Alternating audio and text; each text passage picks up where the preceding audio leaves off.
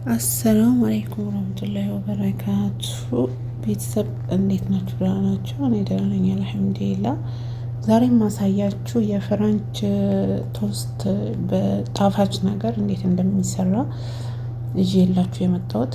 በመጀመሪያ ቶስቱን እንቆራርጠዋለን በአራት ማዕዘን። ከዛ 2 ማንኪያ ስኳር፣ 2 እንቁላል፣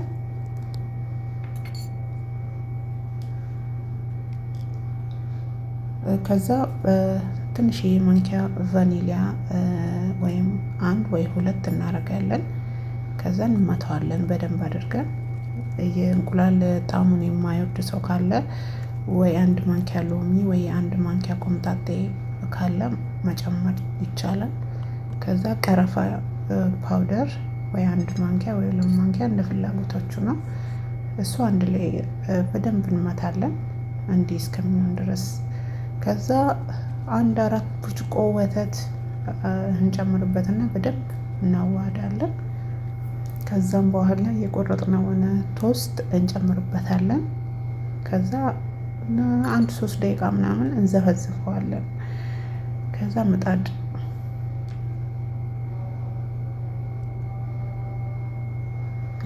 ቀስ በቀስ መዘፍዘፍ አለበት። በነገራችን ላይ ወተቱን በደንብ መጠጣት ስላለበት ትንሽ የቀረፋው ጣዕም ቶስቱ መጠጥ እንዲያደርገው ማለት ነው።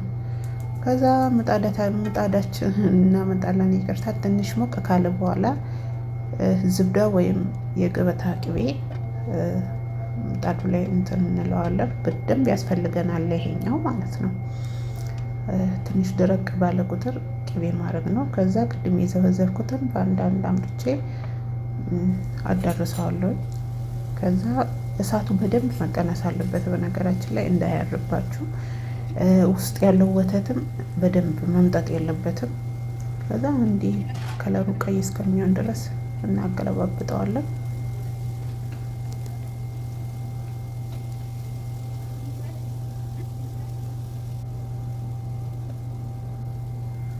አሁን እንደምታዩት ትንሽ ይኸው ቀላ ብሏል፣ ግን ውስጡ ትንሽ ከበድ ያለ ነው። ስትበሉት የሆነ ኬክ ነው የሚመስለው። ሲበላ በጣም አሪፍ ነው። ለሁለተኛ ጊዜ መስራቴ ነው እና እዛ የሆነ ክዳን ያለው እቃ ታመጡና ከስር የሆነ ሻማ ምናምን ለመለኮስ እንዲመች ማለት ነው። እዚህ ላይ አጠራቅሙና ያው ሌላውንም ልክ እንደዛው። በነገራችን ላይ በጣም አሰልቺ ነው እንዲቆመሙ መገለባበጡና እሳቱ በደንብ የተቀነሰ መሆን አለበት። ከዛ በዚህ አሁን ደግሞ ሶስ እንሰራለን። የከረሜል ሶስ ነው። 2 ማንኪያ የፈለጋችሁትን ሶስ ማድረግ ትችላላችሁ። በነገራችን ላይ እሱን አደረኩኝ። ኖቴላ ካለ ከኖቴላ ጋር መቀላቀል፣ ኖቴላውንም ወይም ደግሞ ብቻውን በማይክሮዌቭ ለብ አድርጋችሁ መጠቀምም ትችላላችሁ። እንደ ፍላጎታችሁ ነው።